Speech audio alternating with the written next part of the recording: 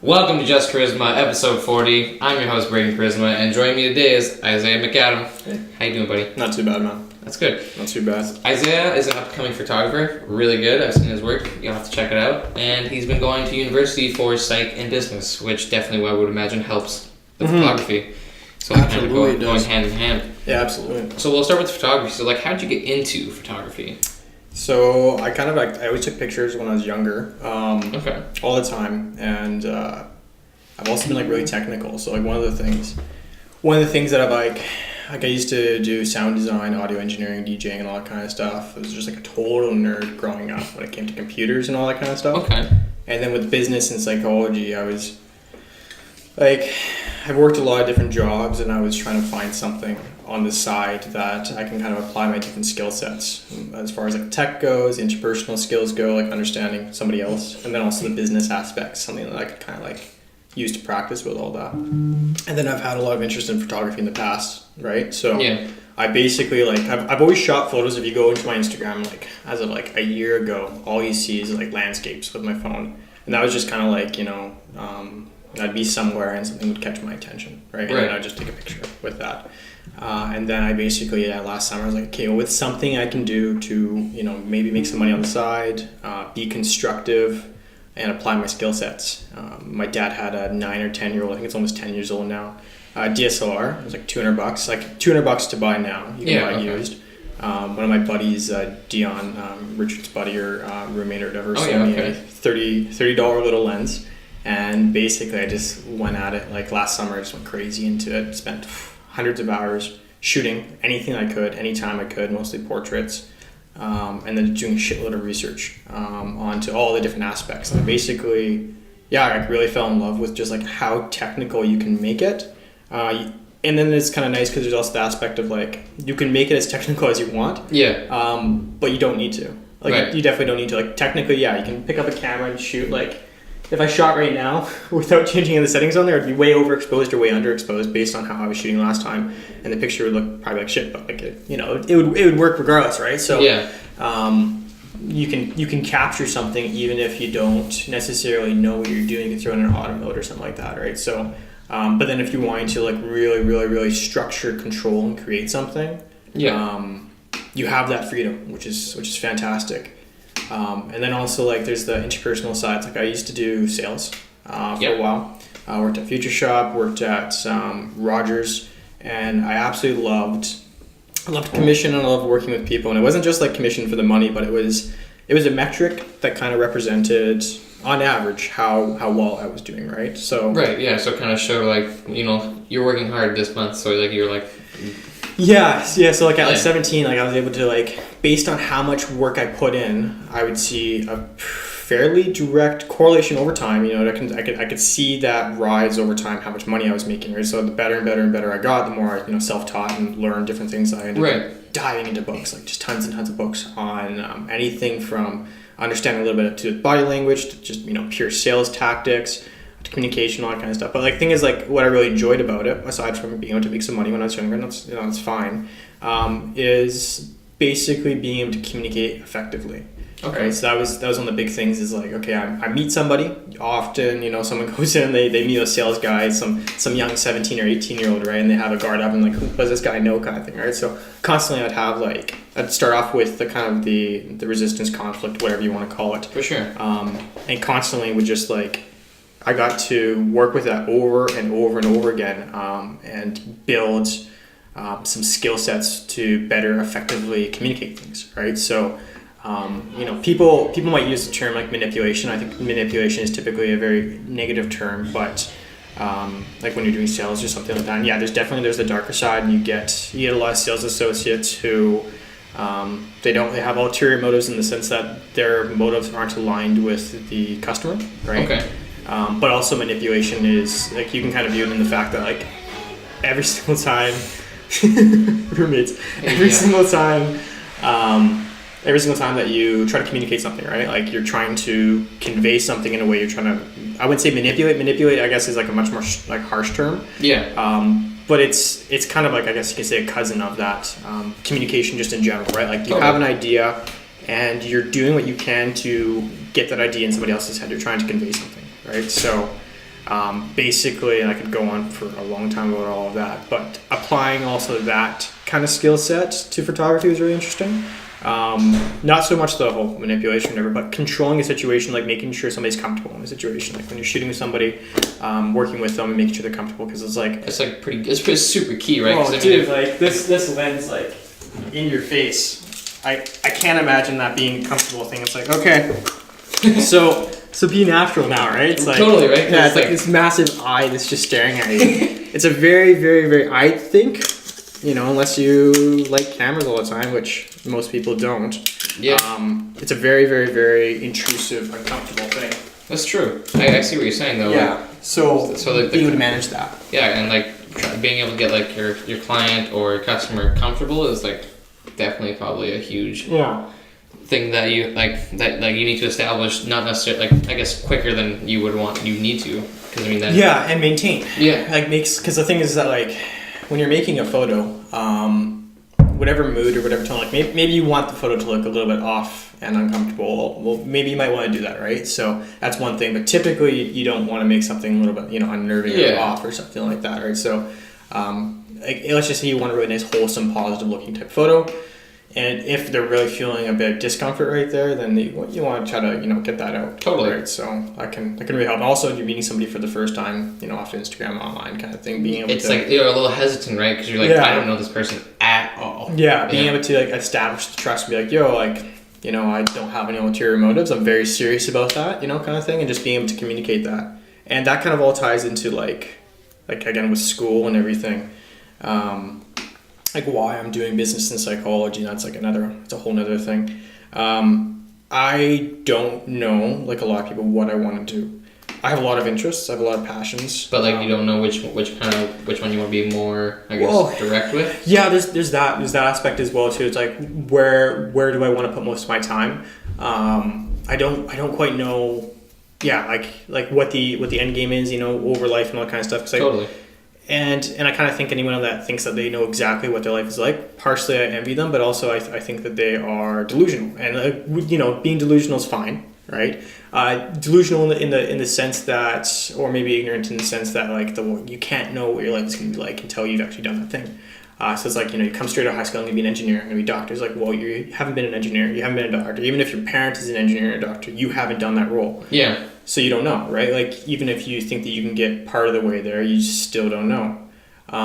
So I think it's okay to just, like, not know what to do in a sense. But anyways, like, I didn't really know where to throw my eggs in the basket kind of thing, which basket to throw it into. But I also am passionate about a lot of different things. A lot of things to do with, technologies and environmental, sustainable type stuff. And I thought, we live in a business world, and also, we live in a very human world, and humans are not logical. They're a lot more emotional, all that kind of stuff, right? So definitely. Being able to understand the human aspect of things, and then also the business aspect of things, the rules of the game, and how to play within them. I thought whatever I then decide to do when I'm more mature in life, then I would be better equipped and better able to do that. Getting over communication effectively and all that kind of stuff. So then, like, I have something important to say, then I can actually say it by the time I get there. Right. So that's kind of been my motivation with school, which has been tough. Because a lot of people, they have, their motivations are grounded, in grades or whatever it's going to be. And it's been tough being motivated to work towards the grade sometimes. Because often I just kind of like, I don't know what it is, but like I don't read the rubric until like just before it's due. Like I'll spend shitload of time on the assignment. It's going to be, I'll go super extra. And I do it for myself, and then I'm like, and I just like avoid looking at like what's actually required, and I've just like spent all this time, like 3 or 4 times the amount of time than the average student, and then I'm like, shit, I look at the rubric and then I miss a couple things, and then I get like a shitty grade, or I just don't hand something. It's just stupid. So like there's a bit of difficulty there with like mislining, I guess you could say, with the motives. That's kind of why I've been doing business and psychology in school. So okay. But yeah, that's cool. Yeah, it's been interesting. So with your photography, what are you normally shooting now? Because you said when you started, you did portraits. When I started, I did landscapes. Landscapes, yeah. And landscapes were just kind of like, I don't know, I just, one of my friends, about a year or so ago, she described me as a accidental smell the roses kind of guy. Okay. And like, do you know what that term kind of means? Yeah, so like you're not in a rush, you're kind of just taking your time, and then you're like, oh, that's kind of cool, and then you just like stop, take a look. Kind of, yeah. Like, I guess like maybe that is what it means, but basically how it kind of resonated with me in a sense is like taking a moment, right, to take things in, like just take your environment in, right, like just to really be, mindful and just enjoy things, and be a bit methodical and just in the moment. And then the whole accidental kind of thing is like the fact that I'm like constantly rushing, and then I'll get like distracted or something like that by something, and then or I'll just like I'm going somewhere, or I'm just needing to take a breath, and then I find myself down some road or something like that. Yeah. Right? Just exploring somewhere. It's like I just kind of stumble across it, like accidental. So so that's like that kind of resonated with me quite a bit.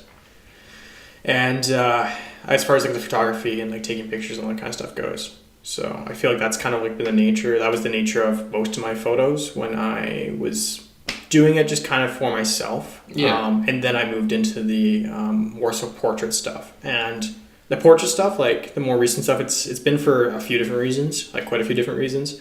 One of the first things, it's like, okay, was a challenge, something different.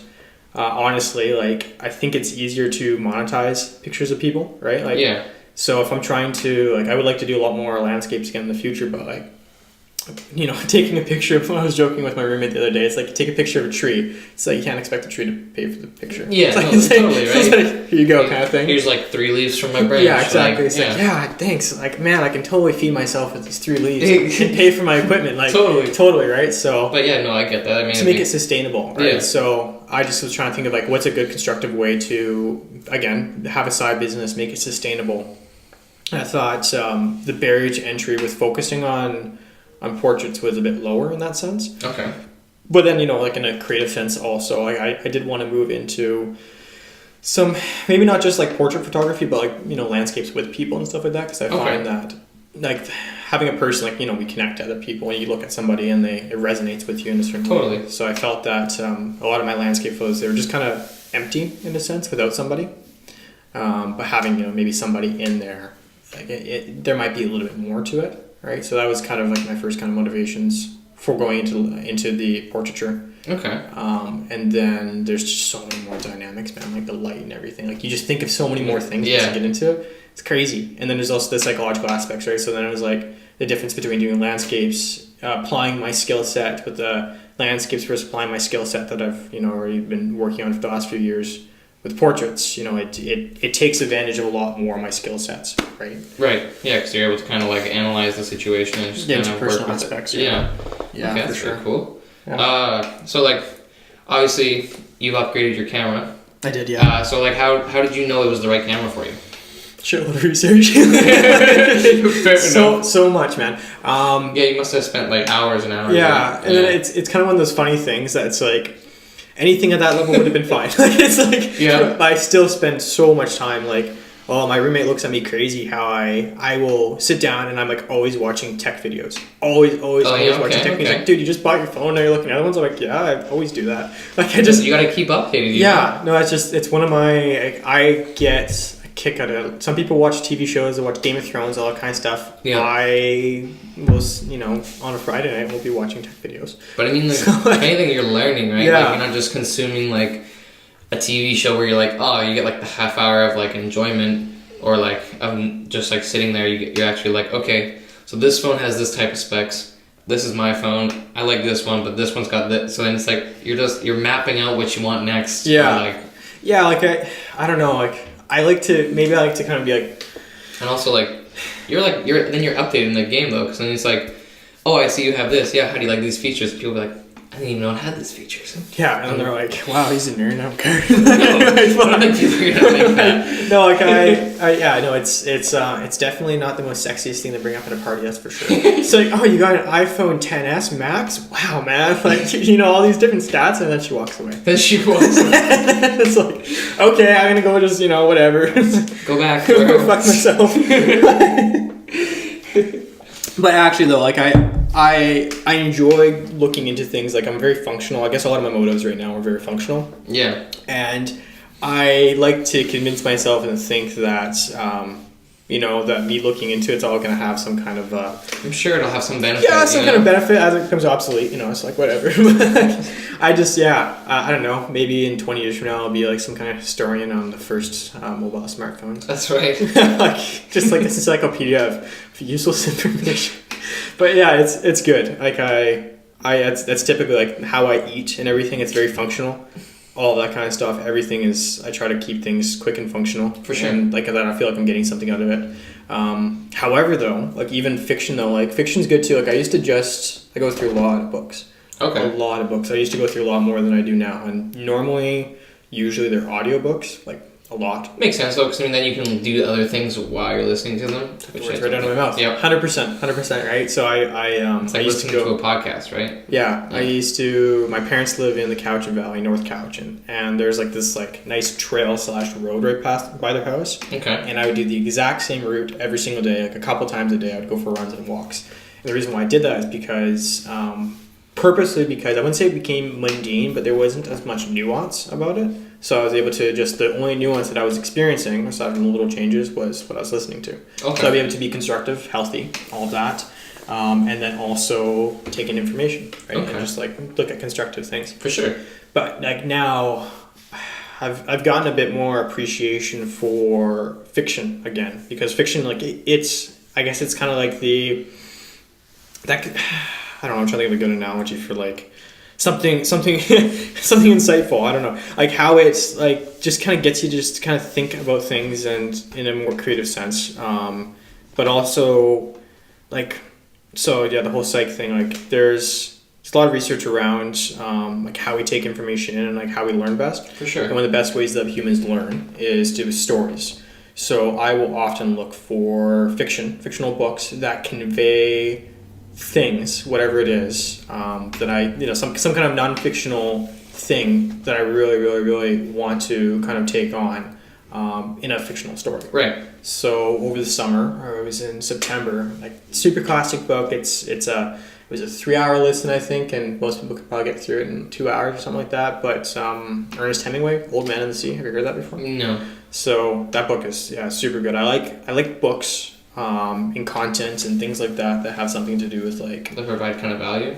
Yeah. And the value from this one was just like it's like endurance, right? Okay. Just basically being just not so much endurance but like resilience. I guess that's more so. Okay. So I won't spoil the book, but it basically, and it sounds very mundane, but it's like this old man and the sea and the fish.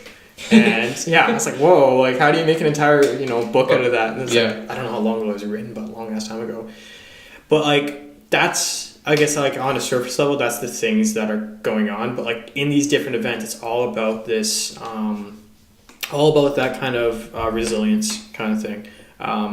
He's out in sea for a long time, and he's dealing with this fish, and try not to spoil it. But like basically, it's like him against the fish, and they're like also kind of like it's kind of interesting. It's like the nature of who you are in a sense, like the nature of being human and the nature of being a fish, and there's an old saying or an old story. It's like the scorpion and the frog. Have you heard that one before? No. Okay, so there's like this frog and there's this scorpion, and they're at the side of a stream, and the scorpion asks the frog, can you get me across, can you give me passage across the stream? And the frog's like, hell no, like you're gonna fucking sting me or some shit, right? Yeah, totally. And the scorpion's like, oh no, I won't do it to you, man, like not for helping me out. So, and this is definitely not how it was written, but it's like, help me out, dog, I'll help you out, man. So and then the frog was like, oh, okay, I'll help you out kind of thing, because the frog was just trying to help out or whatever, and the scorpion hops on his back. Just before they get to the other side, the scorpion ends up stinging the frog. And the frog's like, why'd you do that, man? Like, like seriously, now the frog's going to die. And the scorpion said, because it's in my nature. Right? So, kind of just like, there's also like sayings like to go with, what is it, like panthers and all that kind of stuff with zookeepers. You're not supposed to look at them as pets. Like a wild animal, you have to recognize what a wild animal is. Of course, right. And the second that there's a saying, and the second that you start to see a panther or whatever as a pet, as tame, that's when you die. Yeah, because that's when you're too comfortable, and then all of a sudden And you forget. Yeah, you forget. You know, rips you open. Yeah, exactly. You know, you forget that there's that nature to it, right? And yeah, that was a similar kind of thing with the whole old man, the sea type thing, right? So I won't go too much into that. Okay. But it's a good book, and then there's like other ones like Ayn Rand's The Fountainhead, and that's also like it's about like endurance. Not so much endurance, but like I don't know, the main character, he's an architect. Now this is another very fascinating sounding book. It's about architecture.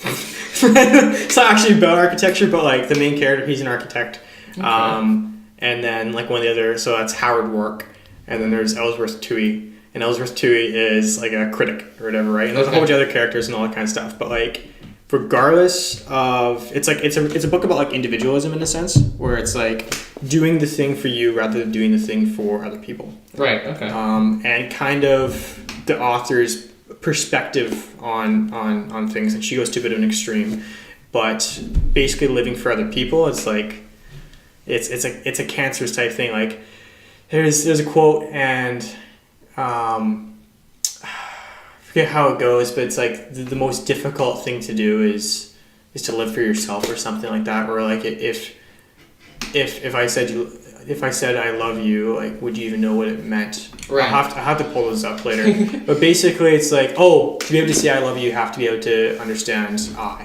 guess you could say, right? Understanding the self. Yeah. Kind of thing, right?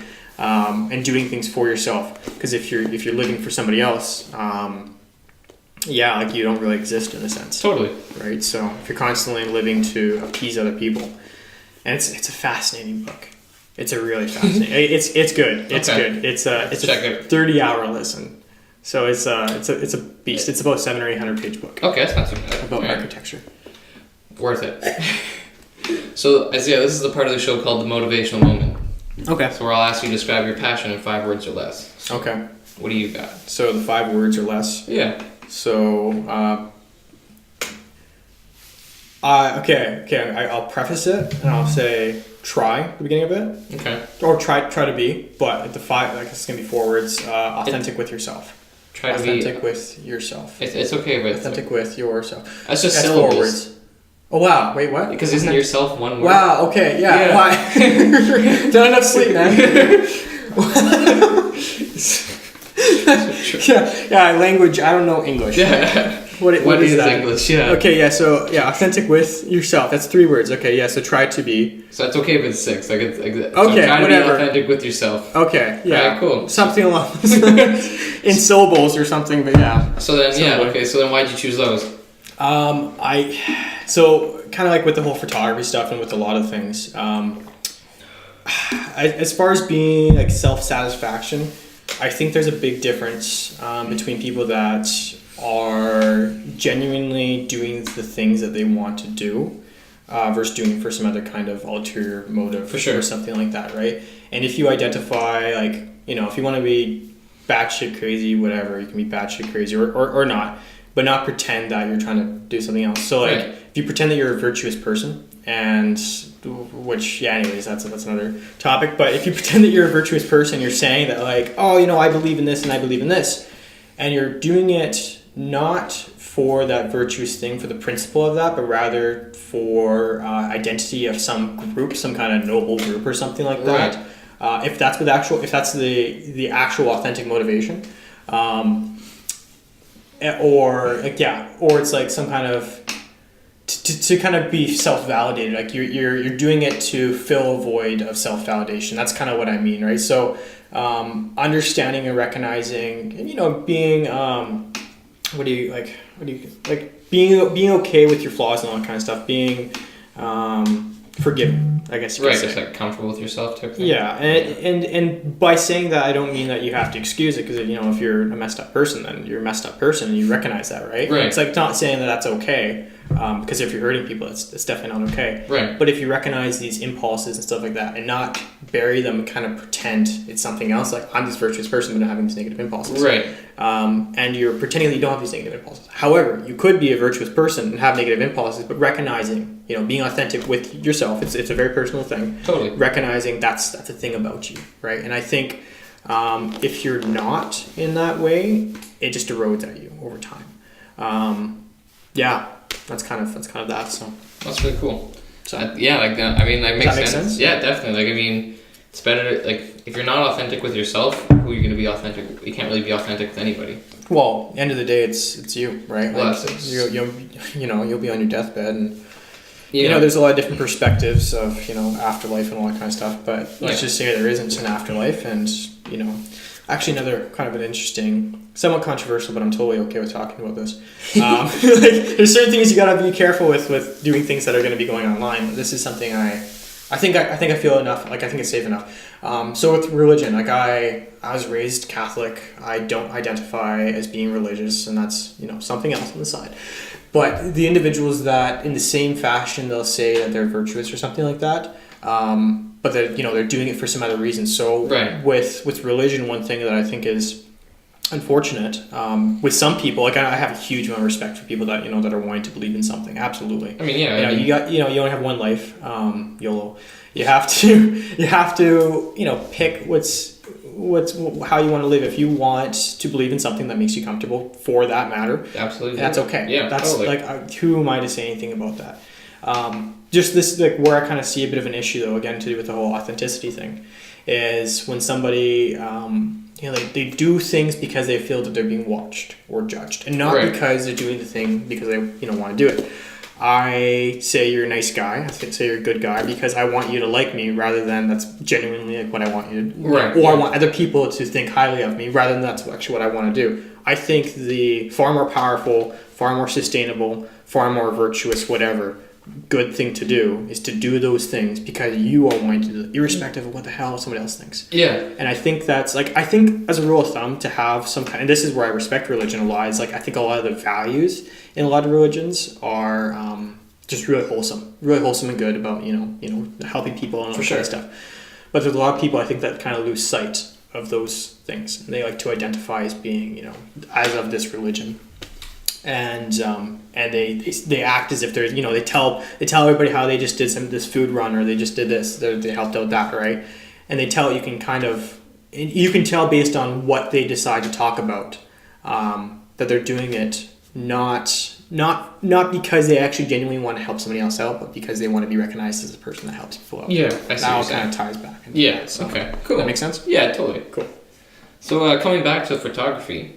How do you choose your locations where you want to shoot? So not like with your portraits and all that stuff. Yeah, so there's sometimes it's just like spur of the moment type things. Okay. Usually I'm pretty it depends. Depends on the shoot. Depends on who I'm shooting with. If it's just with a friend, then I like to explore a lot. Okay. Tons of exploration. First day that I got my current car, I had recently moved to Nanaimo or whatever, and I had recently moved to Nanaimo, and I went down every single back road that I could fit into, within like a 4-hour period or something. For sure. Just for the hell of it. And stumbled across a lot of really cool locations. Often I'll just, take a turn kind of thing, and I just kind of remember those locations. That's one part of it. And then I talk to a lot of people. But like, it depends on the shoot itself, and then also there's the more nerdy technical aspect. I have a lot of software for seeing where the sun's going to be. Okay. Even like degrees in the sky and all that kind of stuff. Yeah, so that helps with the photos, right? Yeah, right. Like how you have the light filling in. Do you want the Dracula look where it's like you have like the under, kind of thing, or do you want light coming in on a better angle? All that kind of stuff I'll take into account. Also, like what else is in the environment, what's going to be reflecting light, and all of that. What the mood of it is, and all of that. That's kind of like it's a very, very dynamic process. Then again, it's kind of like picking out a camera or something like that. Like sometimes it's just good enough. Yeah. Right. So when I'm hanging out with friends, or I'm shooting photos with somebody for the first time, and we're just kind of getting to know each other, maybe anywhere, and then anything that catches my attention, and then as I have progressed and taken more photos, now I recognize more spots that are better for taking a shot. Right. Like I'll recognize more spots that are set up better for the frame and all that kind of stuff, like what the composure is and all of that. And then I'll find some spots that are better for light and all of that. And all really depends. But that's kind of, I don't know, a bit of a nutshell of that. Okay. So, yeah. And do you have like a favorite shoot so far? Like a favorite shoot that I've done? Yeah. It's a good question. Oh, man. I'd say I've two come to mind. To two come to mind. So one of them would have been in November in Vancouver. One of my friends, actually the same friend that I used to rant on the phone about. Okay. For like 4 hours a week, Sam. So she's a professional makeup artist. Is this the story you were telling me? Yeah, on Saturday? Maybe, yeah. How we ended up. That was a great story. Yeah. So basically, we were originally going to be like, we had everything like mapped out, like all the different locations we were going to shoot in. We had the outfits picked out. We had a whole bunch of mood boards and all that kind of stuff. Everything was like totally set and ready to go. Yeah. And then last minute, unfortunately, some things had changed. So she wasn't able to leave her place anymore because she's got a kid, and her babysitter that she had ended up flaking last minute or something like that. We were sort of like, oh shit, like I'm in Vancouver right now. I have Sam who's taking a day off of work, kind of thing, right? And like we're supposed to be shooting. Like fuck, what am I gonna do? She said that she can't come out anymore, and I'm leaving my uncle and aunt's house because I crashed there whenever I'm doing shoots in Vancouver usually. And my uncle's like, what the hell, man? Like, why don't you just go and shoot over her place? And I'm like, oh, I don't want to be too pushy type thing. Totally, right? I was like, fuck, I said, come on, man. So I'm like on the SkyTrain, and I'm talking with Sam. I'm like, shit, well, we gotta find another model, whatever. And I'm like, you know what? Actually, I'm just gonna shoot her a message and just see if she's down, and then we can shoot at her place. And sure enough, she was super stoked on that. We just took the SkyTrain to her place. And yeah, she had a really nice place that had like a nice outdoor garden on the roof and everything, and we took like 6 hours, which was good. She was super easygoing, very, very, very good model. I can go into a little bit later about what makes a good model, at least what I think makes a good model. Okay. But yeah, she was fantastic. She was really, really natural. Sam did a fantastic job. Everything lined up really well. It was really fun.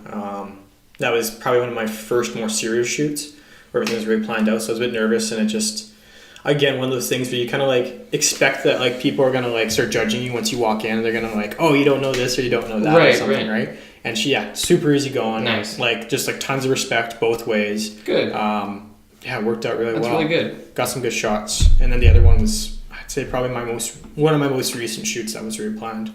And like one of the things I've been doing on the side, so there's the landscape stuff, there's the typical portrait shots, and I've also been doing a lot of boudoir.